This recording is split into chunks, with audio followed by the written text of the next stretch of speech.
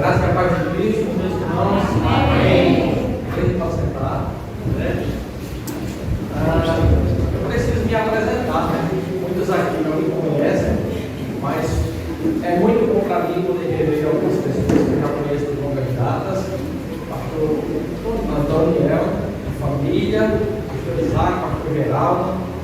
Nós que não me conhecem, eu conheço esse pessoal de longas datas porque eu estudei tanto no ensino médio quanto na graduação como Eliasib, que é o irmão do Isaac. Então nós já nos conhecemos aí há, sei lá, 15 anos, tá? Por aí, 15, 20 anos, entregando a idade, né? Mas eu queria pedir aos irmãos que abrissem suas Bíblias ou acessem, né? Hoje na modernidade, ali no celular, ali no tablet, ali no papel, no Salmo 51, que foi o texto que me foi dado para a gente meditar em cima dele. No verso 10, Salmo número 51, verso 10. Antes da gente ler, deixa eu dizer que eu sou batista há 18 anos. Eu não cheguei aqui sozinho, né? Eu sou casado, tenho uma esposa chamada Jéssica, tenho um filho chamado Enoque, de 7 anos, e eu sou de profissão professor de matemática. Eu costumo dizer, né, quando me chamam para pregar, que eu não sei elaborar sermão, porque eu não fiz teologia. Mas sim, eu sei dar aula, né? Então vai ser mais ou menos na vibe de uma aula, tá? Então tem um pouquinho de paciência comigo, porque mal de professor, né, Isaac, é gostar de sistematizar as coisas, né? De explicar o porquê das coisas. O bom é que Isaac me deu aí mais ou menos umas 3 horas e 45 minutos, né, Isaac? Eu falava, então vai dar tempo, tá? É brincadeira, né? Vamos virar uma vigília, né? Todo mundo abriu? Salmo 51, verso 10, e diz o seguinte: cria em mim, ó Deus, um coração puro e renova dentro de mim um espírito inabalável. Aleluia. Vamos entender, né? O que é que esse verso 10 quer dizer para a gente. Eu vou contextualizar ele, porque para a gente entender o Salmo 51, a gente precisa entender o que foi que motivou ao rei Davi a escrevê-lo. E se você depois ler em casa, a gente não vai ler a história aqui detalhada, mas o texto de 2 Samuel, capítulos 11 e 12, que vai narrar essa história para a gente e que vai contextualizar esse salmo. A história é o seguinte: chegou a época em que os reis deveriam sair para as guerras. Eles não ficavam nos seus palácios, eles deveriam sair para as guerras e lutar as guerras da época. Mas Davi, né? Ninguém sabe porquê, a Bíblia não explica, mas ele decidiu dar folga desse serviço, né? Não saiu para as guerras. E aí, como diz o ditado, mente vazia, oficina do diabo. Então Davi estava lá passeando com quem não quer nada no seu palácio, terraço, e avistou uma mulher tomando banho. Olha só, que coisa. E aí foi aquela coisa, foi mesmo que uma flecha no coração, né? Amor à primeira vez, o homem se apaixonou. Foi avassalador na paixão. De modo que ele foi perguntar aos seus servos, né? Quem é aquela mulher? E aí os seus servos disseram: ela é Batseba, ela é filha de fulano de tal, e ela é esposa de Urias. Ou seja, já disseram quem era o pai dela, o que era importante para o povo judeu, que já identificava de qual tribo ela era. E mais ainda, né? Ela é esposa de Urias, ou seja, ela é uma mulher casada. Mas parece que Davi fez o vídeo mercador, né? Entrou no ouvido, saiu pelo outro. E ele não contou conversa. Chame ela que eu quero conversar com ela. E aí você já sabe o que é que aconteceu, né? O homem chamando uma mulher no particular, Deus não me deu. Daqui a pouco chega lá de céu, daqui a alguns meses, né?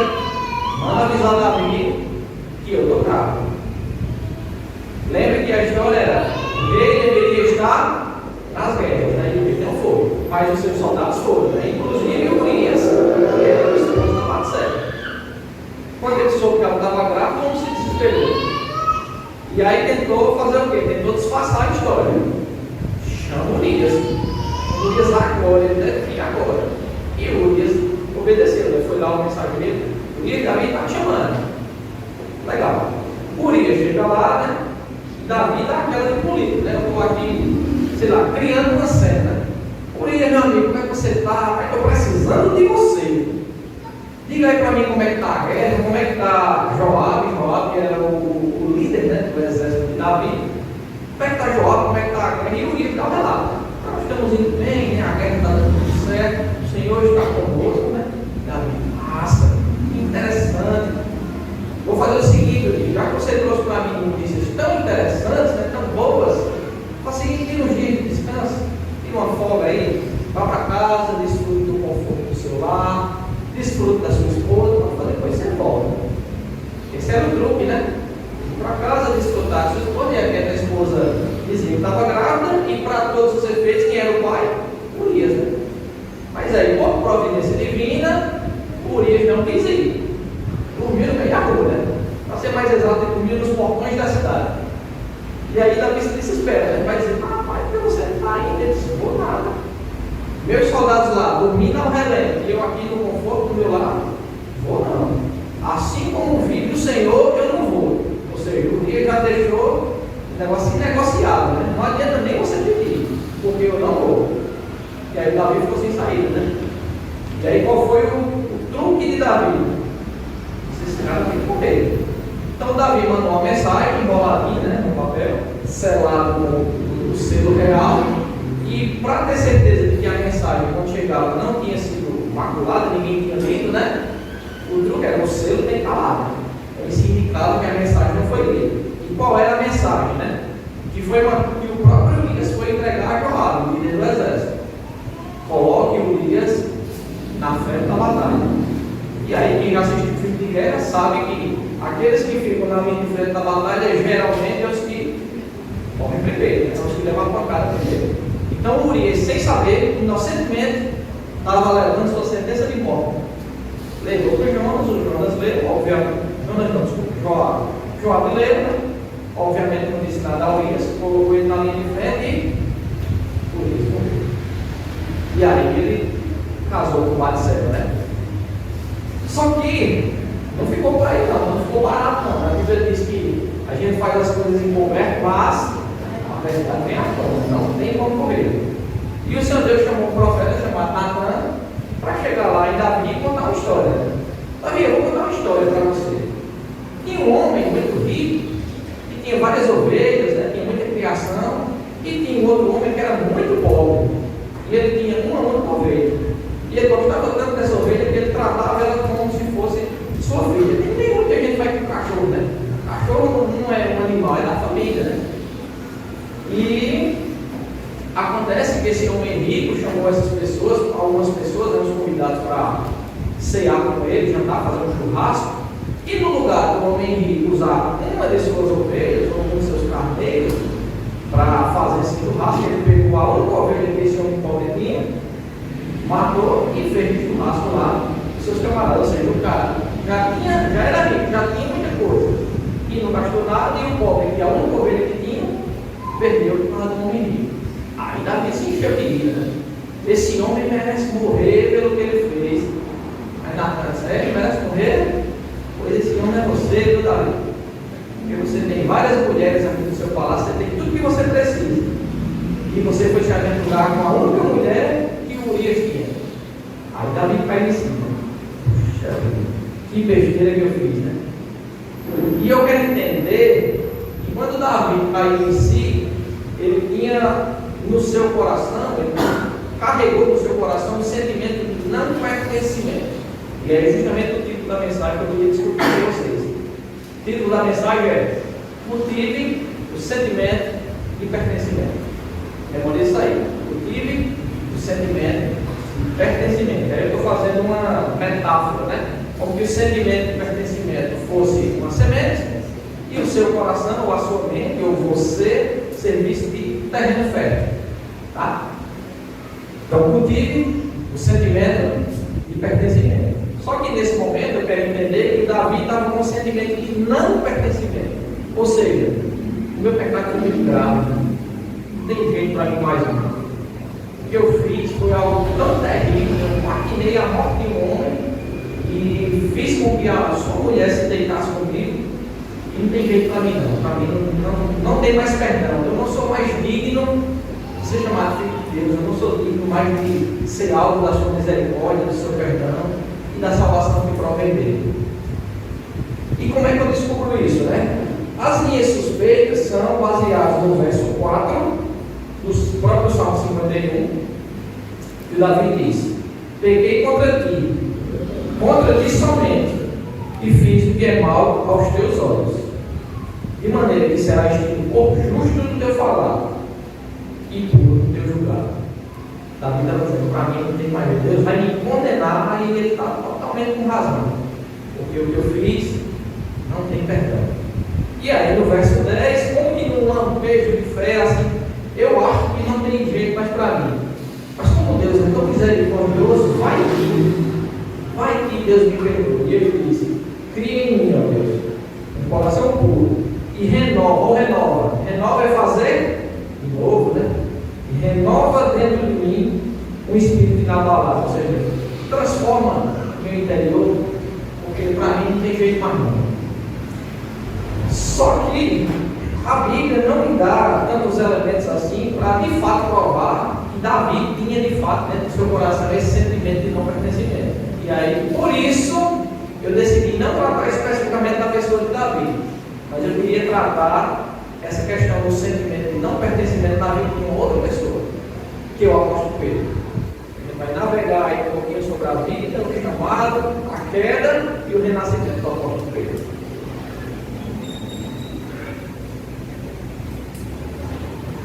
Eu queria convidar vocês a abrir suas Bíblias no Evangelho segundo narrou Lucas, capítulo 5. Hoje a gente vai dar uma navegada, tá? Pela escritura, pelos Evangelhos, especialmente pela Bíblia do Pedro.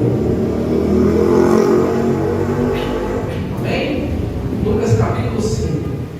É o capítulo de Lucas que narra o instante em que Pedro conhece a Jesus. Geralmente a gente começa a história assim, né? Um certo dia, né? Um belo dia aconteceu tal e tal coisa. Nesse caso é o contrário, tá? Uma bela noite, um pescador profissional foi para o Mar da Galileia, que na verdade é um lago, né? De aproximadamente 21 quilômetros de comprimento por 14 de largura. Por isso que é chamado de mar, né? É gigante. Uma certa noite, um pescador profissional chamado Pedro foi no Mar da Galileia e passou a noite inteira pescando, só que pegou na pigada. Voltou sem nada, né? Só tinha o barco e as redes, peixe zero. De manhãzinha ele chega na beira do lago, do Mar da Galileia, e começa a lavar suas redes. E nesse momento veio o Mestre Jesus. E aí a multidão está ali apertando ele, é tanta gente para escutar Jesus que Jesus mal consegue se movimentar. E aí Jesus sabiamente usa de estratégia, né? Chama para eles: Pedro, empresta aí esse teu barco. Empresta aí esse teu barco para fazer aqui de base para mim. E Pedro empresta o barco para o mestre, né? Afasta um pouquinho o barco, Jesus usa ele como plataforma, sabiamente, né? Porque Jesus entende que a água é um excelente canal, né? Da sua voz para a multidão escutar.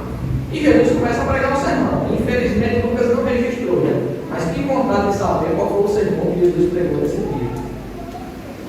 Mas, terminado o sermão de Jesus, o versículo 4 diz o seguinte: quando acabou de falar, ou seja, quando Jesus terminou o seu sermão, Jesus disse a Simão: leve o barco para o lugar mais fundo do lago, e então lance as redes para pescar.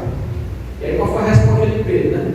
Foi meio assim: Jesus, o senhor é mestre aí da palavra, o senhor entende de teologia, o senhor entende aí da lei mosaica, mas deixa eu dizer um negócio ao senhor, não mata para peixe hoje não. Passei a noite todinha aí, não peguei uma piada. Olha, de palavra o senhor entende, mas de pesca eu sou profissional nesse negócio. Mas como que no lampejo de fé, né? Pedro diz: mas mestre, sobre a tua palavra eu lançarei as redes. E aí diz a escritura, que quando Davi jogou a rede, Davi não, desculpa, Pedro, quando Pedro lançou a rede no Mar da Galileia, foi tanto peixe, e teve que chamar o outro barco, e os dois barcos se encheram de peixe, quase naufragam, todos os dois, devido ao tamanho e quantidade de peixe. E aí Pedro entendeu: essa pescaria não é uma mera pescaria, essa é uma pescaria miraculosa. Quando Davi sai, diz a escritura que ele se ajoelha diante de Jesus. Deixa eu ver onde é que está isso. Verso 8: vendo isto, Simão Pedro prostrou-se aos pés de Jesus, dizendo: Senhor, afaste-se de mim, porque sou pecador. Mas o verso 9: pois à vista da pesca que fizeram, a admiração se apoderou dele e de todos os seus companheiros, bem como Tiago e João, filhos de Zebedeu, que eram seus sócios. Então disse Jesus a Simão: não tenha medo, Simão. E agora em diante, você não vai ser mais pescador de peixe. Você vai ser pescador de gente, né? Pescador de pessoas. Fecha-se o primeiro capítulo aqui da letra de Pedro. O pescador de peixes vai se transformar num aprendiz do mestre. Pescador de gente ainda não. Vai ser transformado num aprendiz do mestre. Passa-se o tempo, Pedro começa a andar com Jesus, ver os milagres de Jesus, aprender os ensinamentos de Jesus. Chega um momento, isso é narrado em Mateus capítulo 16, também não vai abrir o texto, esse texto vocês conhecem, creio eu. Jesus pergunta para os seus discípulos, né? Quem as pessoas estão dizendo que eu sou? E aí os seus discípulos dizem: Senhor, parece que ninguém sabe quem o Senhor é. Alguns dizem que tu és João Batista, que ressuscitou. Outros dizem que tu és Elias. Outros dizem que tu és algum dos profetas. Mas a verdade é que ninguém sabe quem o Senhor é. Na verdade, até hoje, né? Passou-se 2025 anos e muita gente continua sem saber quem é Jesus. Mas aí Jesus, não satisfeito com a resposta, pergunta: e vocês? Vocês que estão andando comigo aqui todos os dias, que estão aprendendo de mim, quem vocês dizem que eu sou? E o Pedrão, né? Que não consegue ficar quieto, não consegue que ninguém diga nada por ele, como impossível que ele era, né? Ele diz na frente de todo mundo: tu és o Cristo, Filho do Deus vivo. Grande verdade que Pedro diz, né? E o Senhor Jesus diz: bem-aventurado é Simão Barjona. Mas sabe por que você é bem-aventurado? Porque não foi carne nem sangue que revelou isso, não. Saber quem eu sou não pode ser fruto, e não vai ser fruto da sua pesquisa, né? Das suas leituras. Mas quem te disse isso foi o meu Pai que está nos céus. Saber quem Jesus é uma verdade que nos é revelada. Não somos nós quem descobrimos. É uma verdade que nos é revelada. E o Pedrão chegou e disse: tu és o Cristo, o Filho do Deus vivo. Passa-se o tempo, Pedro sempre tomou ali uma posição de destaque, né? Sempre foi meio que o líder dos apóstolos. Chega um momento dramático do ministério de Jesus. Jesus chama seus discípulos para cear com eles. É a semana da Páscoa, é a semana em que ele vai sofrer. E ele já vinha dizendo aos seus discípulos: é necessário que o Filho do Homem venha a Jerusalém, seja rejeitado pelos mestres da lei, pelos doutores, os fariseus, os saduceus, morra, seja crucificado, mas ao terceiro dia ressuscite. E os discípulos não queriam aceitar aquilo ali, porque o mestre morrer para ele não faz sentido, e na cabeça deles o Messias era uma espécie de Davi, né? Era um rei militar que queria chegar ali com espada, porretes, catapultas, ia matar todo mundo e instaurar o rei de Israel. Era um militar. Para os judeus, o Messias deveria ser um militar. E a mensagem de Jesus é totalmente o contrário, né? Quando você lê Mateus capítulo 5, por exemplo, as bem-aventuranças, bem-aventurados são os humildes de espírito, bem-aventurados são os mansos, bem-aventurados é vocês quando serão perseguidos, né, por amor pelo nome. Isso não fazia sentido nenhum para eles, né?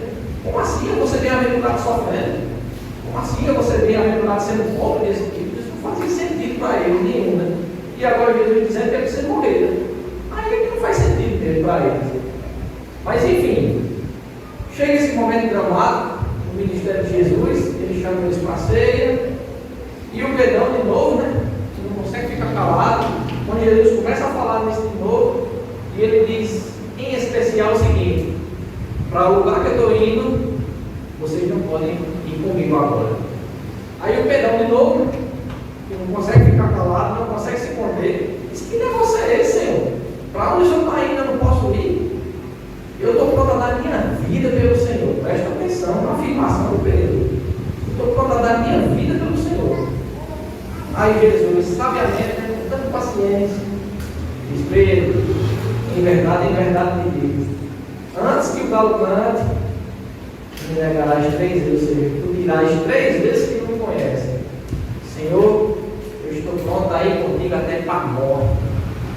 E Jesus Como quem diz assim, na linguagem de hoje, né? Estabilidade da cena. Ele fica quieto e ele segue o jardim do Getsemane, né? Jesus ora e Pedro está dormindo. Ele, Pedro, tu não consegue ficar 1 hora de vigília comigo, Pedro. Pedro, o espírito está pronto, mas a carne é fraca. Fica acordado. E Jesus vai orar de novo e quando volta, Pedro está dormindo, né? Aquele que disse que estava disposto a dar a vida pelo Senhor, não consegue nem ficar 1 hora de vigília, né? Está lá dormindo. Daqui a pouco vem o exército romano, capitaneado aí por Judas Iscariotes, e chega o momento mais dramático da vida de Jesus. Vamos para Lucas capítulo 22. O Senhor Jesus é preso, é interrogado, e o Pedro está lá. Ele não tem coragem de abandonar totalmente, mas fica ali à distância, né? Jesus sendo interrogado lá de longe e o Pedro olhando de longe. Ele não tem disposição para abandonar, mas também não tem coragem suficiente para ficar lá junto, né? E cumprir a afirmação que ele fez, né? Estou disposto a dar minha vida pelo Senhor. Fica por ali. Lucas capítulo 22. Se eu não me perder aqui, deixa eu ver o versículo precisamente. Versículos 54 a 61.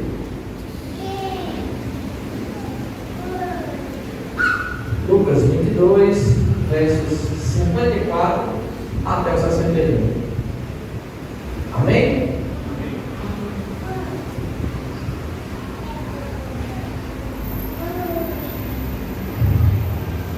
Então, prendendo Jesus, levaram-no e o introduziram na casa do sumo sacerdote.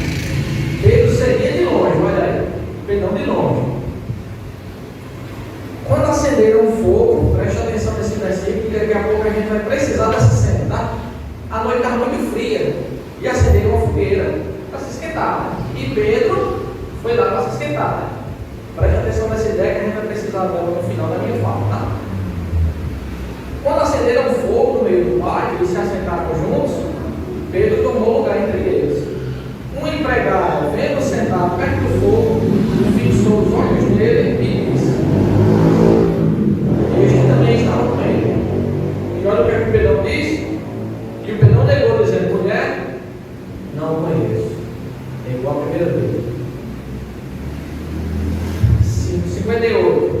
Pouco depois, outro homem, ao ver Pedro, disse: Você também é um deles. E o Pedro, que primeiro negou, agora diz: Homem, eu não sou um deles. E diz a passagem paralela de Mateus que o Pedro, que inicialmente negou, agora ele jura. E se eu juro, eu não conheço esse homem. Negou a segunda vez, né? Verso 59. E tendo passado cerca de 1 hora, outro afirmou, dizendo: Com certeza esse também estava com ele, porque também é galileu. Eu vou reconhecer até o sotaque do homem. Eu digo, esse seu sotaquezinho galileu. Não engana não, você é um deles sim. E o Pedro, que primeiro negou e depois jurou que não conhecia, agora caguei. Chama palavrão. Homem, não sei do que é que você está falando, né? O texto paralelo de Mateus vai dizer que ele caguei, ele chama palavrão. Ele vai ficando doido. Eu não conheço esse homem não. E que cena triste que a gente vai ver agora. Pedro insistiu, né? Homem, não sei do que você está falando. E logo, enquanto Pedro ainda falava, o galo cantou. Mas olha o verso 1, olha que cena triste, né? Para Pedro. Então, o Senhor voltou-se e fixou os olhos em Pedro. E Pedro se lembrou da palavra do Senhor, como ele tinha dito: Hoje, antes que o galo cante, você me negará 3 vezes. E Pedro, saindo dali, chorou amargamente. Imagina a cena, né? O Senhor Jesus olhando assim para ele, dizendo: Eu não disse a você ia me negar.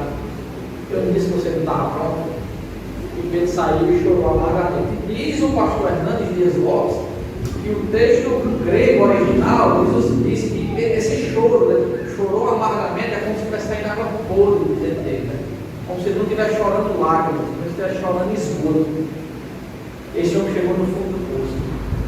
Aquele homem sempre com uma postura de valentão, e eu estou pronto para ir com o Senhor até para a morte, negou seu apostolado, negou seu mestre. E aí eu quero entender que nessa circunstância Davi, quando ele escreveu o Salmo 51. Ele não se sentia mais como um apóstolo de Jesus. Eu neguei meu apostolado, eu neguei meu mestre, não tem mais jeito para mim. Meu pecado é grande demais que não dá para ser perdoado. Nem Deus consegue perdoar meus pecados, nem eu consigo mais me perdoar. Para mim não tem mais jeito. Mas Jesus é o mestre do recomeço. É aquele que quando a gente cai, ele diz: você caiu, eu te levanto. É aquele que quando a gente está chorando, ele diz: eu sou o lenço que enxuga as suas lágrimas. É aquele que quando a gente está praticamente morto, ele diz: eu sou a ressurreição e a vida. Você vai reviver, porque eu sou a ressurreição e a vida. Nosso Jesus, o mestre a quem adoramos, é o mestre do recomeço. E a gente vai ver esse Pedro, que estava no fundo do poço e não se sentia mais um apóstolo, ser restaurado pelo Senhor.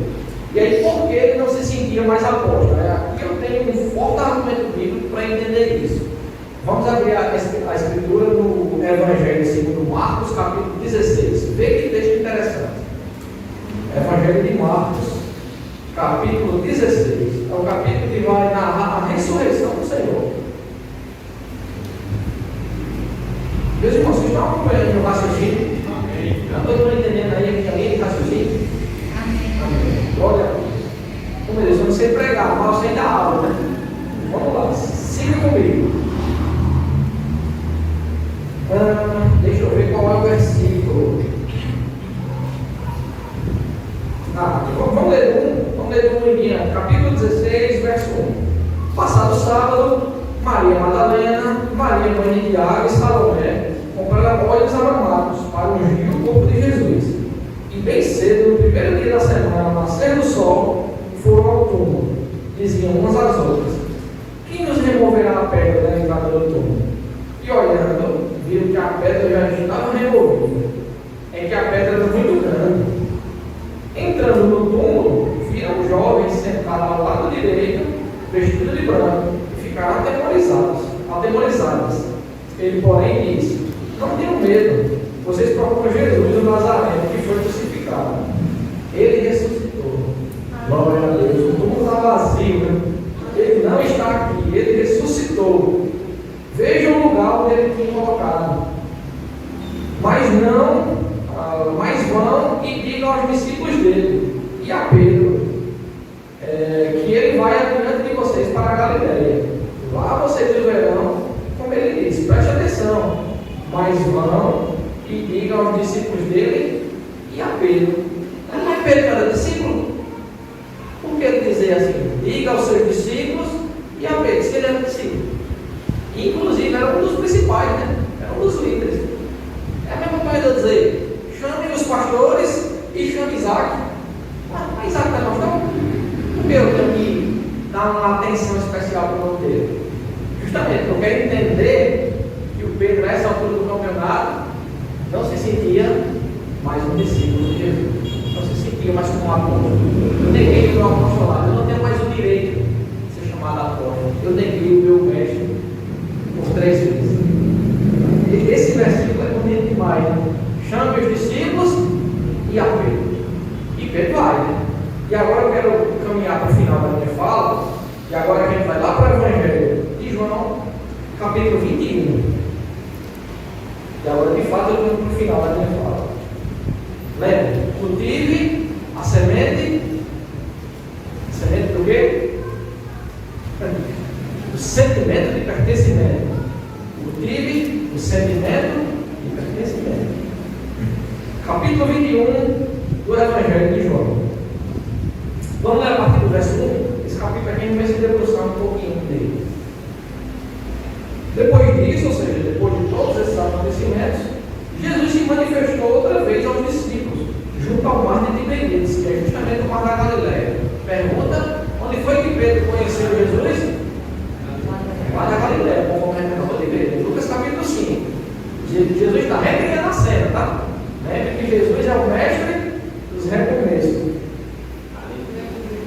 Na mar de Tiberíades. Foi assim que ele se manifestou. Estavam juntos Simão, Pedro, Tomé, chamado Dídimo, Natanael, que era do Caná da Galileia, os filhos de Zebedeu e mais 2 discípulos de Jesus.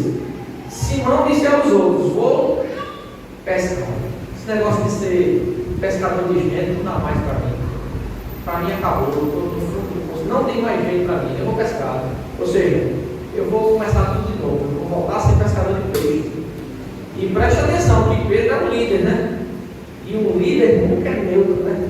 As suas afirmações, tanto do bem quanto do mal. Porque Pedro disse, eu vou pescar. E o que é que os outros responderam? Nós também vamos com você. Preste atenção que o líder tem que ter muito cuidado, né? Naquilo que ele fala, naquilo que ele faz, naquilo que ele deixa de fazer. Porque ele nunca é neutro, ele é um influenciador. Pedro é um influenciador. Ele disse, eu vou pescar, os outros dizem, vai também. E foram, né? Versículo 4. Não, vamos continuar no versículo 3 ainda. Simão disse, eu vou pescar. Os outros responderam, nós também vamos com você. Foram e entraram no barco, mas naquela noite não pegaram nada. É a mesma cena, né? É o mesmo cenário, é interessante demais. Como Jesus recria o cenário. Naquela noite, nada pegaram. Ao romper do dia, Jesus estava na praia, mas os discípulos não reconheceram que era ele. Jesus gritou, filhos, será que vocês têm aí alguma coisa de comer? Em outras palavras, vocês pescaram alguma coisa? Né? E eles disseram, não. O que é que Jesus disse? Joguem a rede dentro do barco e vocês vão ver. É a mesmíssima cena de Lucas capítulo 5. Joguem a rede do barco e vocês acharão. Assim fizeram e já não podiam mais puxar a rede. Não deram conta nem de puxar a rede, né? Quando a rede estava pesada. Tão grande era a quantidade de peixe. E o discípulo a quem Jesus amava, aqui a gente tem que entender, né, Isaac? Era o próprio João, né? Ele não queria se autodeclarar, né? Colocou assim, o discípulo a quem Jesus amava, dizer eu, né? Interessante, né? Você dizer, o discípulo a quem Jesus amava, né? Eu, né? E o discípulo a quem Jesus amava disse a Pedro, é o Senhor. E Simão Pedro, de novo, impossível, né? Não espera nem que o barco chegue na margem do mar da Galileia, né? Ele já veste a roupa, já mergulha no lago e vai-se embora nadando, né? Ele nem espera. Simão Pedro, ouvindo que era o Senhor, cingiu-se com a túnica, porque não tinha roupa, né? E lançou-se ao mar. Os outros discípulos, pacientemente, né, como era para ser de fato, né? Vieram no barquinho puxando a rede com os peixes, porque eles estavam somente mais ou menos ali uns 90 metros da margem, mas ele nem aguentou esperar. Mergulhou no mar e foi nadando ele. Versículo 9. Ao saltarem em terra, viram ali o que, pessoal? Algumas. Lembra que eu pedi para chamar a atenção naquela noite que Pedro depois de Jesus? Pedro estava sentado perto de umas brasas, perto de um fogareiro. Né? Dizem os teólogos que as únicas duas passagens que aparece o termo fogareiro ou brasa, né? ou fogueira, né? São essas duas únicas passagens. Dizem os teólogos que essas são as duas únicas vezes em que aparece o termo fogareiro, né? Ou fogueira, ou alguma coisa assim parecida. Foi no instante em que Pedro negou a Jesus e no instante em que ele foi curado. Jesus está criando a mesma cena e as cenas simultâneas, né? A cena em que Pedro conheceu a Jesus e a cena em que Pedro negou a Jesus. Quando eles chegaram na beira do bar, tinha lá uma fogueira, né? Com peixes por cima. E também havia pão. E Jesus lhes disse, traga alguns dos peixes que vocês acabaram de pegar. Simão Pedro entrou no barco e arrastou a rede para a terra. A rede estava cheia, com 153 grandes peixes. E mesmo sendo tantos peixes, a rede não se rompeu. Jesus disse a eles, venham comer. Nenhum dos discípulos ousava perguntar, quem é você? Eles sabiam quem era, né? Não precisava perguntar. Porque sabiam quem era o Senhor. Jesus veio, pegou o pão e deu a eles. Depois fez a mesma coisa com o peixe. E esta já era a terceira vez que Jesus se manifestava aos seus discípulos, depois de ressuscitar dentre os mortos. Vamos prestar atenção nos próximos 3 versículos, tá? Eles são muito importantes.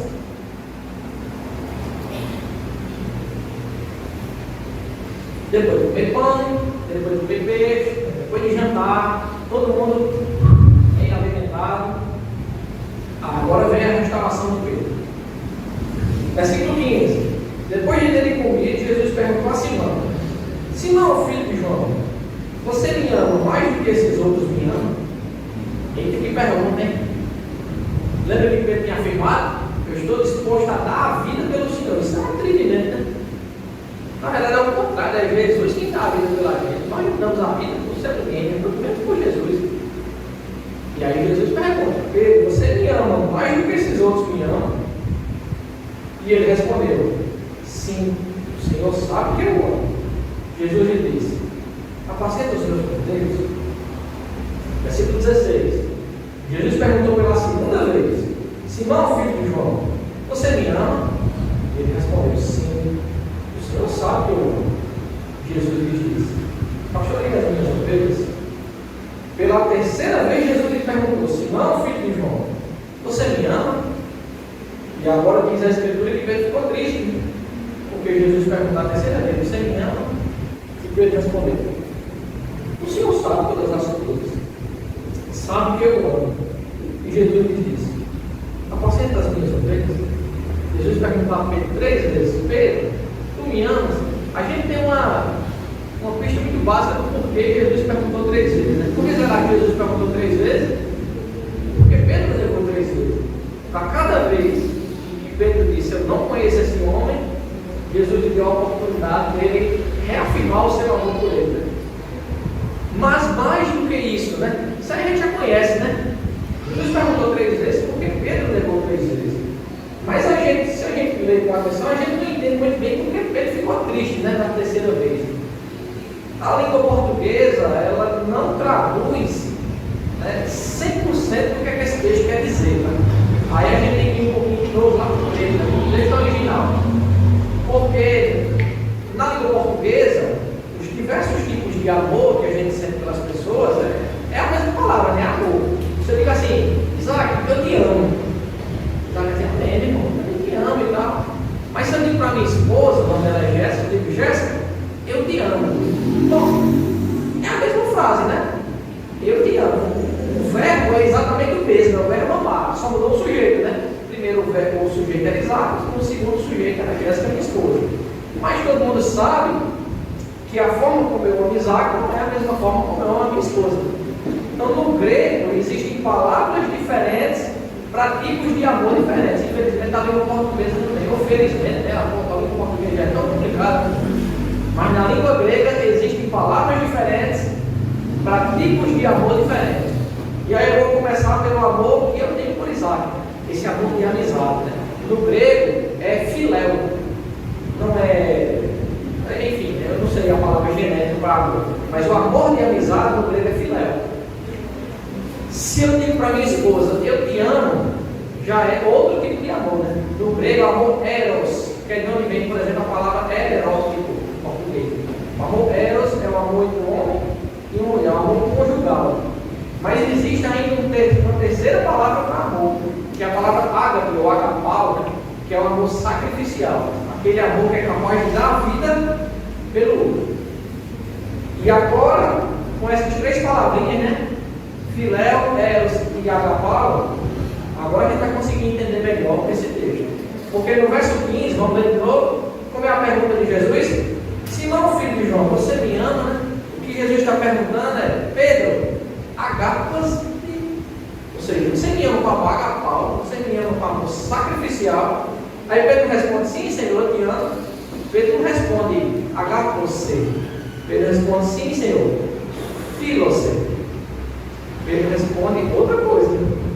Pedro, você me ama com amor agapau? Pedro responde: sim, Senhor, eu te amo. Agora com amor agapau não. Eu te amo com amor filéu. Eu gosto do Senhor. É como se fosse assim: eu gosto do Senhor. Ele não respondeu a mesma coisa. Verso 16 é a mesma coisa. Jesus pergunta de novo: Pedro, agapas-me? E Pedro responde: sim, Senhor, filos. Eu gosto do Senhor. Eu amo o Senhor com um amor de amigo. Só que no verso 17, o Senhor Jesus muda a pergunta.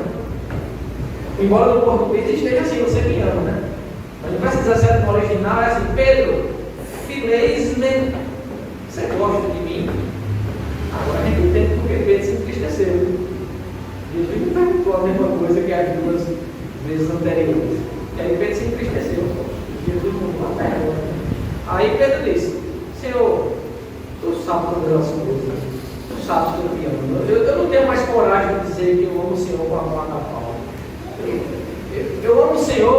de amizade, né? O Senhor é meu mestre, o Senhor é meu Senhor, o Senhor é meu Salvador, mas eu não estou disposto a dar minha vida pelo Senhor. E Jesus entendeu que Pedro já tinha amadurecido isso na sua cabeça o suficiente. Por isso que o Senhor Jesus mudou a pergunta. Ele não precisou perguntar de novo. Pedro, agapas-me. Pedro já tinha amadurecido essa ideia na sua cabeça. Ele pergunta, Pedro, fileis-me? Pedro, sim, Senhor. Filos, Senhor, que amo. Esse é o Deus do recomeço. Ele criou todo o cenário. Do mesmo jeito que Pedro negou 3 vezes, Jesus lhe deu 3 oportunidades de dizer que amava. E mais do que isso, né? Ele deu a oportunidade de amadurecer esse sentimento dele. E mais do que isso, o Senhor cria as 2 cenas simultaneamente. Né? É como se Jesus estivesse dizendo assim: lembra como foi que se conheceu, Pedro? Lembra que foi uma pescaria assim? Vamos recomeçar? Eu sou o Deus do recomeço. Você caiu, mas eu te levanto. Você chorou, mas eu enxugo as suas lágrimas. Você está querendo dizer que você não tem mais condição de ser meu apóstolo, mas eu quero dizer que você tem sim. Para você tem jeito, né? Eu não sei como é que está o seu coração, eu não conheço a sua história, eu não conheço os seus dramas, mas se você tiver com esse sentimento de não pertencimento, né? O Senhor Jesus quer dizer, você pertence sim a mim. Esse sentimento de pertencimento. Você ainda é seu discípulo, você ainda é seu apóstolo, você ainda tem uma obra a cumprir. Eu não sei qual é o dom que o Senhor deu, se é o de oração, se é o dom do pastoreio, se é o dom da liderança, se é o dom da pregação. Eu não sei qual é a profissão que você vai exercer, se é um engenheiro, se é um professor, se é um médico, um enfermeiro. Mas o Senhor é o Deus do recomeço. O Senhor Jesus te chama para recomeçar. Nunca duvide da sua missão, nunca duvide daquilo que o Senhor lhe chamou. Ele é o mestre do recomeço. E de fato Pedro recomeçou. E o Senhor diz de novo, siga-me. E esse Pedro que negou Jesus 3 vezes foi restaurado de tal forma que o livro de Atos nos mostra como é que foi o ministério de Pedro. Ele é aquele que na sua primeira pregação mais de 3.000 pessoas se converteram ao Senhor Jesus. Ele é aquele que, quando chega no templo, chega um pedinte, né? Espinei aí alguma coisa, ele diz, ouro e prata eu não tenho. Mas o que eu tenho, isso eu te dou. Em nome de Jesus, me levanta. Diz a Escritura que é um homem aleijado, e ele se levantou e foi curado imediatamente. Diz a Escritura que esse homem era aquele que as pessoas se posicionavam em locais estratégicos. Porque quando elas estavam doentes, só a sombra dele projetada sobre as pessoas eram curadas. Esse foi o Pedro restaurado, né? Pedro que liderou a igreja de Cristo por muito tempo. E diz a tradição, a Bíblia não revela isso para a gente, mas diz a tradição que quando Pedro foi morrer, ele morreu crucificado. Mas antes de morrer, ele disse: eu não sou digno de ser crucificado como o meu mestre foi. Me crucifiquem de cabeça para baixo.